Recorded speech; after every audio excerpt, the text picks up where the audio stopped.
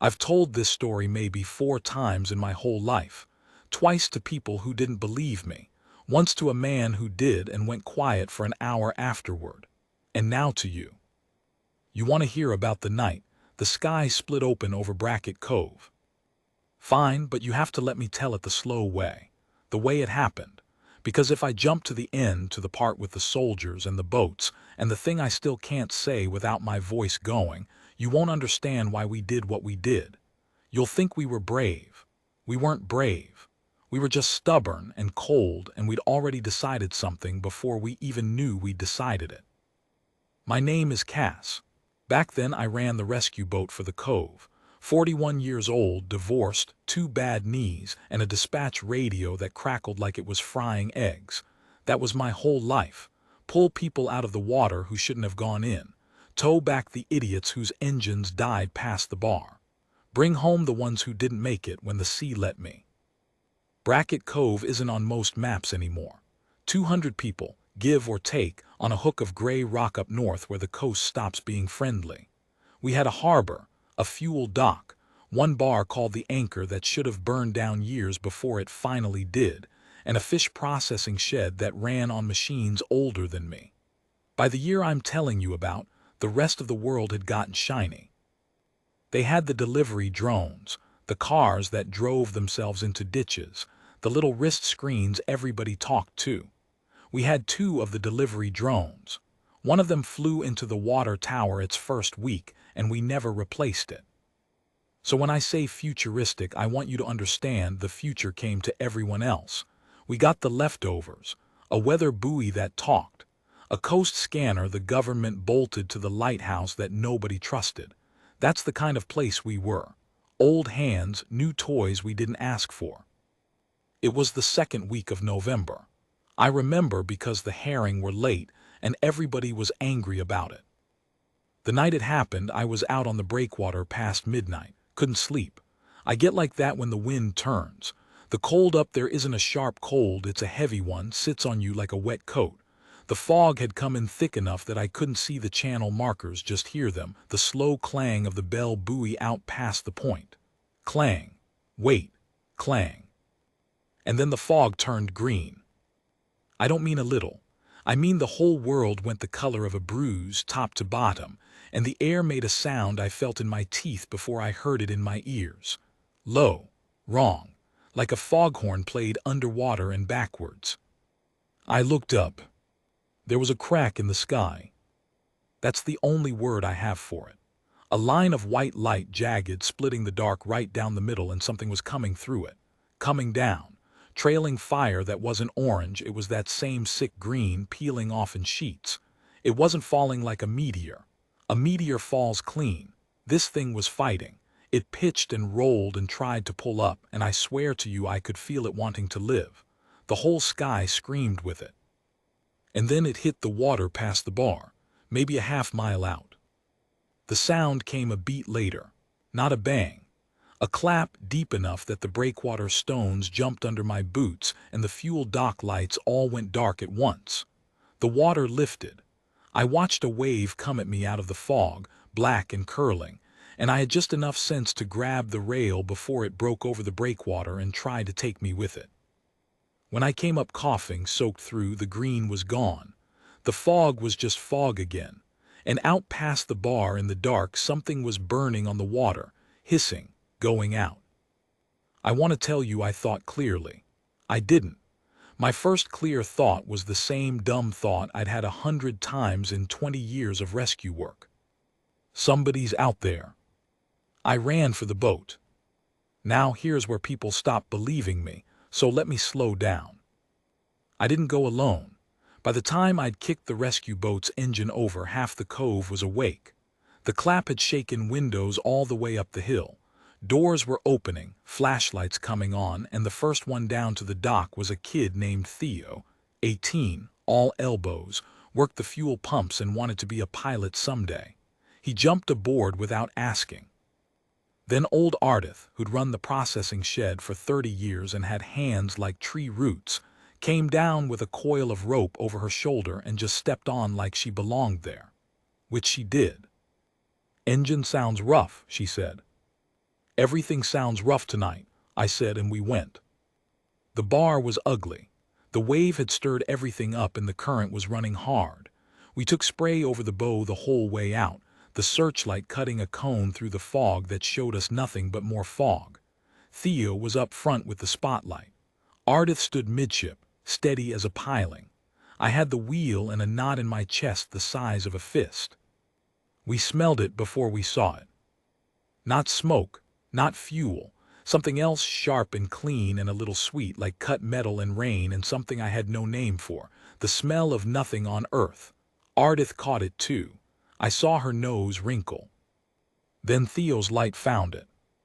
It was sitting low in the water, half sunk and listing, and it was the size of a fishing trawler, but it was no trawler. The hull was smooth and dark and curved wrong, no straight lines anywhere, like a stone the sea had worked on for 1,000 years. Pieces of it were torn open and the edges of those tears were still glowing, that sick green cooling to dull red. There were no lights on it, no markings I could read.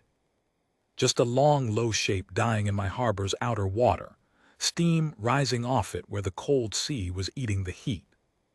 Nobody said anything for a second. Then Theo said real quiet, "Cass, what is that?" And I said the only honest thing I had. "I don't know, but it's going under. Get the light on the water around it. Look for people." "People," he said. "Anybody," I said. "Anything moving." We circled it slow. The hull groaned. Somewhere inside it something popped and a fresh wash of green light came up through a tear and went out. And then Ardith, who hadn't said a word, pointed off the starboard side and said, in the flattest voice you ever heard, "There." In the water, maybe 30 feet off, a shape dark against the dark, one long limb reaching up out of the swell and then sinking back. Reaching, sinking, reaching. Drowning, I knew drowning when I saw it. 20 years. The body doesn't lie when it's drowning. It's the most human thing there is, that reach. Except it wasn't human. Even from 30 feet in fog, I could see the arm was too long. The hand had too many fingers and they were splayed wide and webbed, and they caught Theo's light and went almost see-through. Theo made a sound. Ardith grabbed the rope. And me, God help me, I didn't think. I just steered toward it. The way I'd steered toward 100 reaching arms before. Because that's the thing nobody tells you about a job like mine. You don't decide to save someone.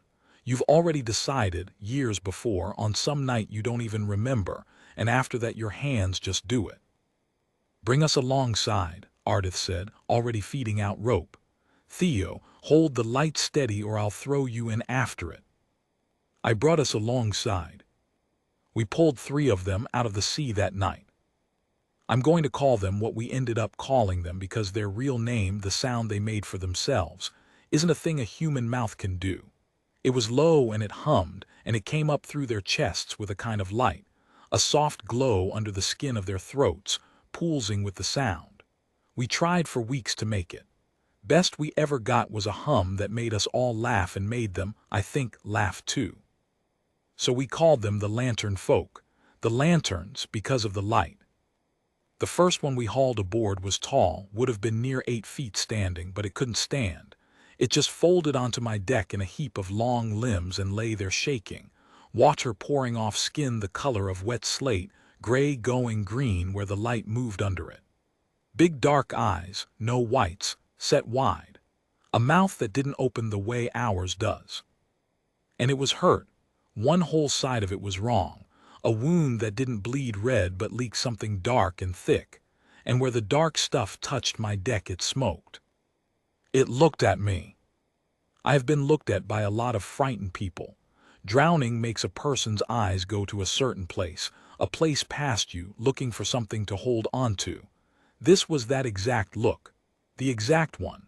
From an eye the size of my fist, in a face from no world I knew, and the look was the same.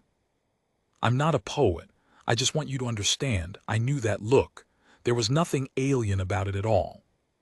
"It's okay," I heard myself saying, like an idiot, like it could understand me. My hands already going to it, checking it the way I'd check a fisherman. "Okay, you're okay, we've got you." And it hummed. Low.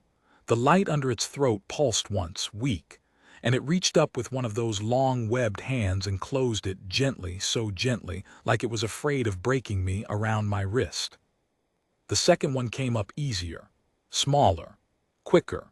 It scrambled aboard half on its own and immediately crawled to the first one and pressed against its side and made a sound, fast and rising, that I will go to my grave believing was a name. The third one we almost lost. It had gone under by the time we reached the spot, and it was Ardith, 63 years old in November in that water, who went over the side after it on the end of the rope without one word of discussion, while Theo and I screamed at her. She came up with it, a small one, the smallest. It fit in the crook of her arm and it wasn't moving and its light was out. We got them all on deck, 3 of them. The big hurt one, the quick middle one, and the small dark one Ardith was holding. And I looked at the small one's chest and I knew that look too, the not moving, and I have never in my life felt the thing I felt then. Watching the quick middle one crawl to the small one and press its forehead down against it and hum, low, low, lower, a sound with no bottom to it. Theo was crying, he didn't even know it. And then the small one's light came back on. Just a flicker, a single soft pulse under the skin of its throat, like an ember someone had breathed on. Then another. The middle one's hum cracked and rose into something I can only call a sob, and it gathered the small one up against itself, and the big hurt one reached its long arm over both of them, and the 3 of them held on to each other on the bloody, steaming deck of my rescue boat, in the fog, a half-mile off a town that wasn't on the map. I turned us for home. "Cass," Theo said behind me, wiping his face. "What do we do? What do we even, who do we call?" And Ardith, dripping, shaking, alive, said the thing that decided everything that came after. "We don't call anybody," she said. "Not yet. You call somebody, they come and they take them, and we never see them again, and nobody ever tells us if they lived." She looked at the 3 huddled shapes. "I want to know if they lived. Take us home, Cass." I took us home. You're thinking we should have called somebody. You're probably right. I've gone back and forth on it for years. But here's the thing you have to understand about Brackett Cove, and maybe about people in general when nobody's watching. We are not, most of us, good in the way the speeches say. We're petty and tired, and we hold grudges over fishing rights for 40 years. But put a hurt thing on our doorstep at midnight, and something older than all of that wakes up. We had them in the processing shed by 2 in the morning. It was the only place big enough, and Ardith had the keys, and it was warm from the boilers. We laid them out on the sorting tables on stacks of clean tarps. Word went around the way it does in a town that's small, quiet, fast, doorstep to doorstep, and by dawn there were maybe 30 people in that shed, and not one of them ran. Not one of them called the number you'd call. They just stood there in the boiler-warm dark looking at 3 creatures from the cracked-open sky, and then somebody, it was Marta, who ran the bar, somebody said, "Well, they'll be hungry, won't they?" and went to make soup. That's it. That's the whole great moral courage of humanity, if you want it. A woman who'd never seen an alien in her life, deciding the first thing to do about one was feed it. They couldn't eat our soup.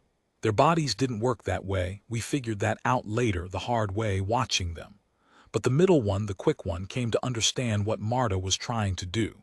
It dipped one long finger in the broth and tasted it and couldn't take it, and then it did a thing I'll never forget. It looked at Marta, and it took her hand very carefully in both of its own, and it held her hand against the light in its throat. Let her feel the warmth of it. Let her feel it humming. Thank you. There's no language where that isn't thank you. Marta cried. Marta, who once threw a man through a window for less. Doc Ray's came down. He was our nearest thing to a real doctor, a retired vet, 60 miles closer than the actual hospital and 100 times more useful. He worked on the big hurt one for 9 hours. Didn't know a thing about its body. Figured it out as he went, the way you figure out anything, by paying attention and admitting what you don't know. The wound that smoked, the dark blood, he cleaned it, packed it, watched what hurt the creature and stopped doing that, watched what eased it and did more of that. By morning, the big one's light was steadier. By the second day, it could lift its head. We learned them slow. We learned the small one liked to be near the boilers where it was warmest. We learned the middle one was the talker, the one always trying to bridge. It learned faster than we did, started shaping its hums to match the rhythm of our words, started understanding pointing and nodding and the dumb pantomime we all did.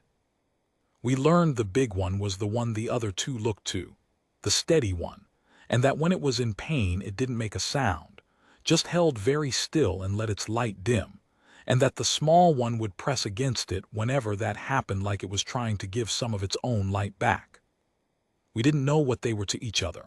Crew, family, both. I don't think those are different things in the end for people that far from home. They were the only three of their kind on a whole planet. Whatever they'd been before the crash, after it they were just three survivors who had nobody but each other and a room full of fishermen who decided, without a vote, that they weren't going to be abandoned. 5 days it was like that. 5 days of soup nobody could eat and warmth somebody could, of the middle one learning to almost say our names, of Theo teaching the small one to play with a length of net float on a string, and the small one's light going bright and fast every time, which we figured out meant joy, which is the easiest of all the lights to learn. 5 days and we almost let ourselves think we'd gotten away with something. Then the coast scanner on the lighthouse, the one nobody trusted, lit up for the first time in 2 years.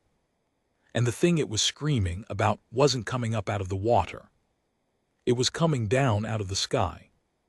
Theo saw it first, because Theo was always looking up.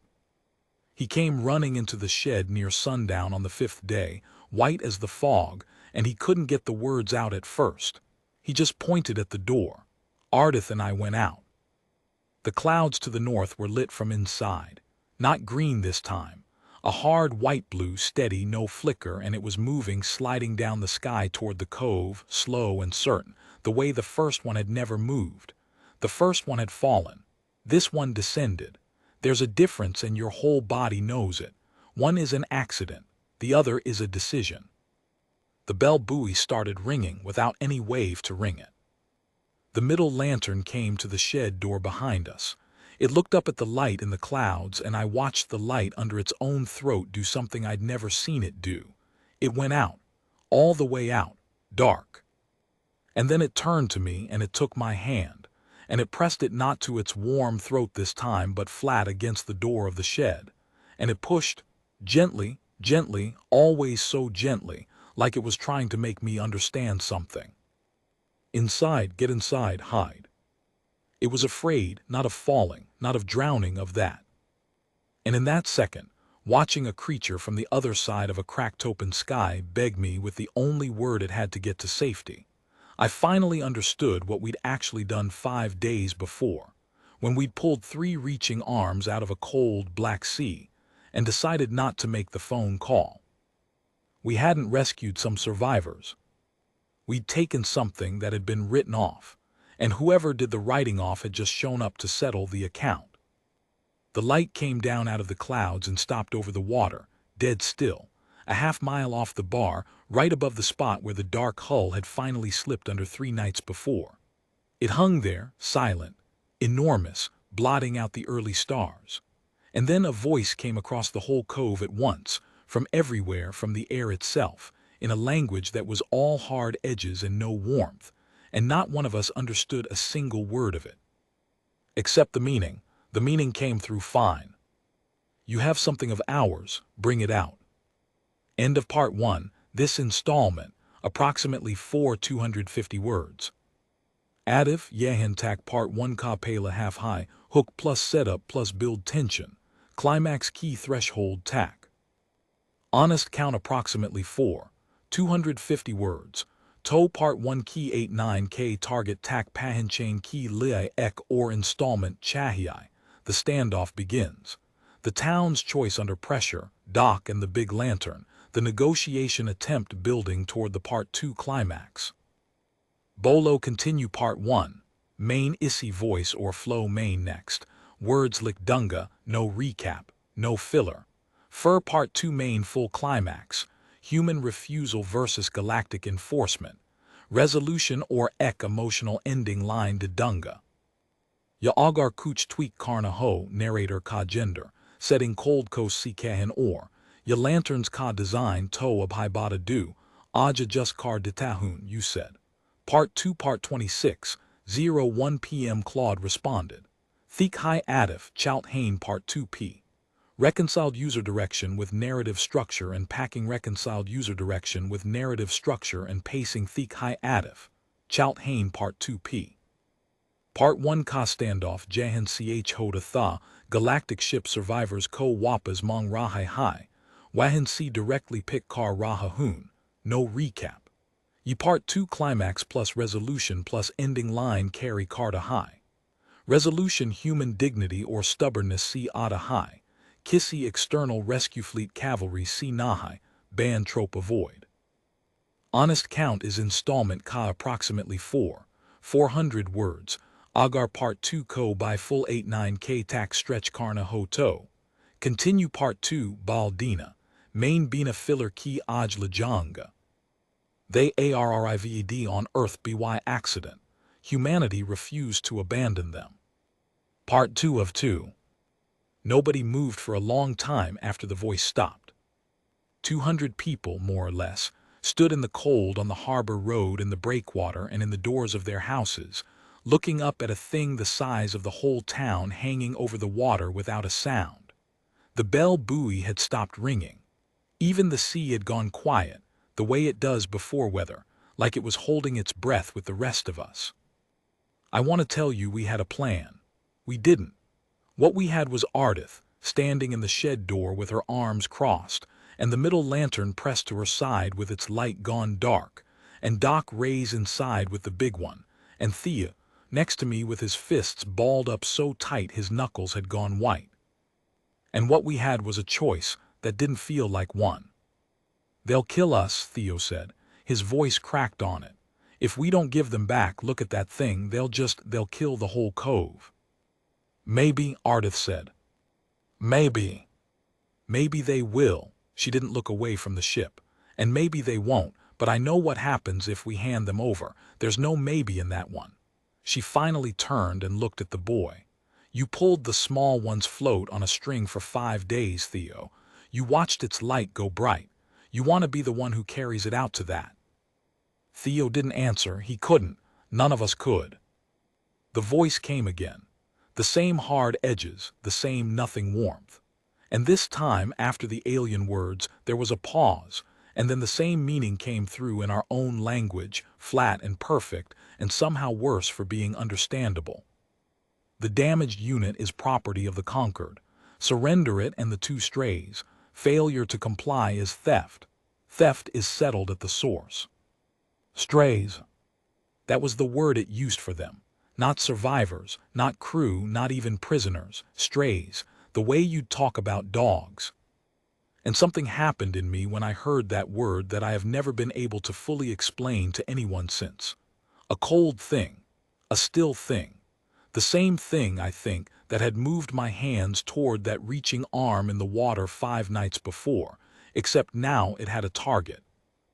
I'd been afraid up until that word. After it, I wasn't, and I have never figured out if that made me brave or just stupid. Cass, Ardith said, she'd been watching my face. Don't do anything. I'm not going to do anything, I said. I'm going to go talk to them. Here's a thing I learned that night that I've never forgotten. A thing that big, that powerful, doesn't expect to be answered. There's a kind of power that's so used to getting its way that it forgets other people can say words back. It announces, and the world rearranges itself, and that's all the conversation it knows how to have. It had told us to surrender. It was waiting for us to surrender. It genuinely did not have a setting for what we did next, which was nothing. We didn't bring them out. We just stood there, 200 cold, stubborn, tired people standing in the dark, not moving. I walked down to the end of the breakwater alone, where the water lapped at the stones, where I'd been standing 5 nights before when the sky cracked. I didn't have a flag or a weapon or a speech. I had a flashlight. I pointed it up at the ship and I clicked it on and off a few times. Here, look here, I'm down here. And I felt like the smallest thing in the universe, which I was. And then I cupped my hands around my mouth, and I shouted up at a machine the size of a town, the only thing I had. "They're hurt," I yelled. "Do you understand me? They're hurt and they're scared, and we pulled them out of the water because that's what we do. You don't get them back. Go home." It sounded insane. It was insane. A woman with bad knees yelling, "Go home," at the sky. The ship didn't answer. But it did something. A panel opened on its underside, slow, and a smaller thing came out of it, dark, fast, dropping toward the water and then leveling off and coming in toward the harbor. A landing craft. It set down on the fuel dock, my fuel dock, where Theo pumped diesel with a weight that made the whole structure groan, and the cold air filled with that hard white-blue light, and they came out. The galactic soldiers. I'd built them up in my head those 5 seconds while they descended. I'd pictured monsters, but they weren't monsters. They were worse in a way. They were neat, tall, armored in something dark and seamless, moving in perfect time with each other, 6 of them, no wasted motion, no fear, no anything. They didn't run. They didn't need to. They walked up the fuel dock toward the harbor road the way water walks downhill, like the outcome was already decided and they were just the shape it took. The one in front had a marking on its chest, a different color, and when it spoke the voice from the ship came out of it. "Step aside." I didn't. I want to be clear about how this actually went, because the way I've heard people tell it back to me over the years, they make it sound like a battle. It wasn't a battle. We had no weapons that meant anything to those things. We had fishing boats and gutting knives and a retired vet and a kid who wanted to fly. If it had come to a fight, it would have lasted 9 seconds and I would not be telling you this. It didn't come to a fight, it came to something stranger. Because when the soldier said step aside, and I didn't, it didn't kill me. It stopped. Doc Reyes told me later he understood it before any of us did, and I believe him, because Doc spent his whole life with creatures that couldn't talk back to him, and he'd gotten very good at reading the thing underneath the thing. They weren't expecting resistance, he said, but that's not why they stopped. They weren't expecting grief. Because here's what was happening behind me, while I stood on that fuel dock being small. Ardith had gone into the shed, and she brought the 3 of them out. Not handed them over, brought them out, into the light, so the soldiers could see. She came down the harbor road slow, because the big one couldn't walk fast. It was leaning on Doc and on Marta from the bar, its wounded side packed and bound in clean white cloth, its light dim but steady. The middle one walked beside it with one long arm around it. And the small one rode in the crook of Ardith's arm, the way it had the night we pulled it dead from the sea, except now it was alive, and its light was on, and it had a length of net float on a string clutched in one webbed hand because Theo had given it that, and it would not let go of it. 200 people came down the road behind them, quiet, not a weapon among them. They just came and they stopped, and they stood in a half circle on the harbor road between the soldiers and the 3 survivors, not blocking them exactly, just there.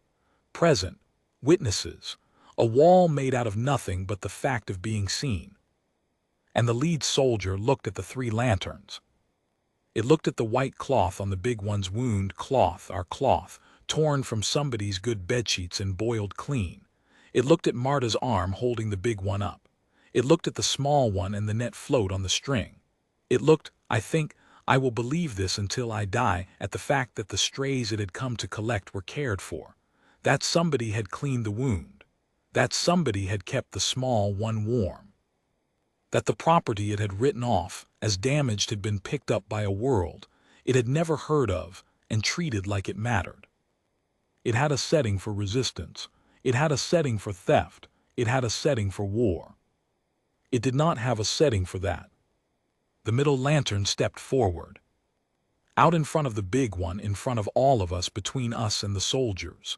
And it lifted its head, and it did the thing, it pressed its own hand to its own throat, to the light there.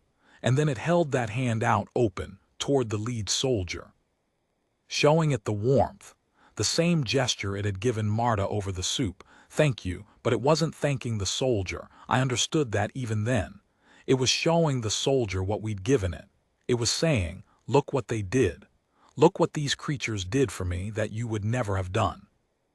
And then it pointed at us, at the whole cold half-circle of us, and it made the sound, the low one, the one with light in it, the name it had for itself, the name for its own kind. And then it pointed at us again, and made the same sound. Us, them, the same. You're one of them now. That's what it was saying.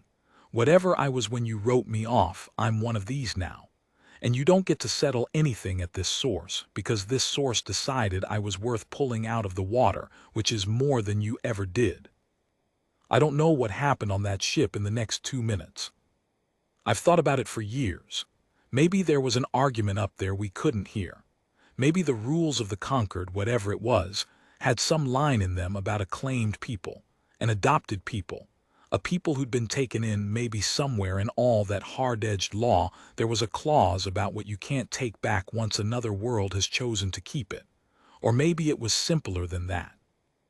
Maybe the lead soldier just looked at 200 unarmed people who decided to stand in the cold and be killed rather than hand over 3 strangers. And something in it, something I'd like to believe is in everything that thinks, somewhere, however deep, something in it could not find the will to do it. I'll never know. They didn't explain themselves. Power like that never does. The lead soldier was still a long moment. Then it looked at me, the woman with the flashlight, and it spoke one more time, and the voice came out flat as ever, but the words were different. The claim is withdrawn. That's all. The claim is withdrawn, like a clerk closing a file. And then they turned, all 6 at once, perfect time, no wasted motion, and they walked back down the fuel dock and into their landing craft, and it lifted off and rose up into the belly of the ship, and the panel closed, and the hard white-blue light slid back up the sky the way it had come down, slow, certain, a decision revering itself. And then there was just the night again, the fog, the bell buoy starting up once more, clang, wait, clang, like nothing had happened at all. Nobody cheered. I want you to understand that, because it's the part that tells you it was real.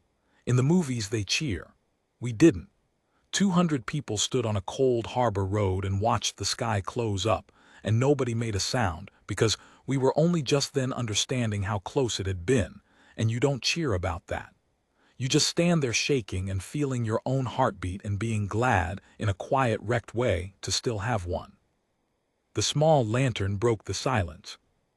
It held up the net float on its string, and it shook it, the way Theo had taught it, and its light went bright and fast, joy. The easiest light to learn, and it made a small rising sound, looking around at all of us, like it was asking why nobody was playing. And Theo laughed, this broken, wet, helpless laugh. And then Marta did. And then it went down the whole road, 200 people laughing in the cold and crying at the same time, which I have learned is the only honest sound a person makes when they find out they've lived through something they shouldn't have. They stayed 11 more weeks. The big one healed slow, but it healed. By the new year it could stand to its full height, and it had to duck under the shed beams, and the small ones would laugh. We knew their laugh by then, every single time it forgot and knocked its head. Doc Reyes wrote down everything he learned about their bodies in a notebook he kept in his coat, and he never showed it to anyone official, and as far as I know it went into the ground with him. The middle one learned to almost say our names. Cass came out like a wave going back over stones. Ardith it could nearly do. Theo it got perfect and used the most because Theo was the one who played. We never found out exactly how they left. One morning in late winter there was a different light out past the bar, soft, not hard, a warm light, more like ours than the soldiers. And the 3 of them stood on the breakwater where I'd stood the night the sky cracked, and the middle one came and found me and Ardith and Theo, and pressed each of our hands to its throat one last time, to the light, to the warmth, to the hum. Thank you. and the small one wouldn't give Theo back his net float. It held it up and shook it and made him chase it one more time, around the breakwater, an 18-year-old boy and a creature from the cracked open sky playing chase in the fog at dawn. And then it stopped, and it pressed the float into Theo's hand and closed his fingers over it. Keep it so you remember. He still has it. He flies cargo runs out of the city now, got his license, like he always wanted. He keeps the net float on a string hanging off the throttle of every plane he's ever flown. He told me that once, said it's the first thing he reaches for in rough air. The warm light came down to the breakwater, and they stepped into it, the three of them, the big one and the quick one and the small one with no float now and its light bright, and the light lifted them up and away, north, into the low winter sky, and it was gone. We never heard from them again. We never heard from the Concord again either, and I'm glad of that, and I don't go looking. People ask me, when they believe me at all, why we did it. Why 200 nobodies in a town not on the map were willing to die for 3 strangers from another world who'd come down by accident and meant nothing to us 5 days before. I used to try to give them a good answer, something about courage or kindness or what it means to be human. I don't bother anymore. I just tell them the truth, which is smaller than that and bigger than that at the same time. We didn't do it because they were special. We did it because they were ours, because the sea handed them to us reaching and drowning, and you don't throw back a thing that reaches for you. Because somewhere up in that ship was a power that had looked at 3 living, hurting, frightened souls and called them strays, written them off, filed them under loss. And down here in the cold, a fish town full of broken-down people had looked at the exact same 3 souls and decided they were worth a boat in the dark and a wound cleaned with boiled bedsheets and a soup nobody could eat, and if it came to it, our lives. That's the whole difference. That's all it ever is, not who's stronger, not who's smarter, just who, when something falls out of the sky in front of them, reaches down and who looks away. They arrived on Earth by accident. We kept them on purpose. And I would do it again tonight, and so would you. And that, not the ships, not the soldiers, not the cracked open sky. That is the part of this whole story I am most certain is true.